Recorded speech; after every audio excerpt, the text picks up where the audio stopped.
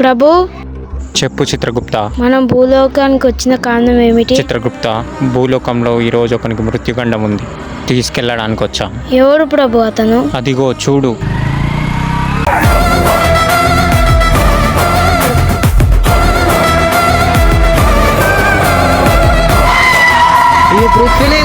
Brake fail అయింది.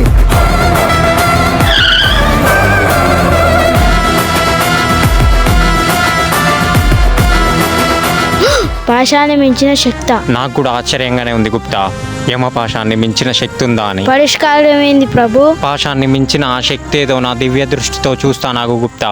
గంభీర సింహద్రావక్షేత్రావాస జయసింహం.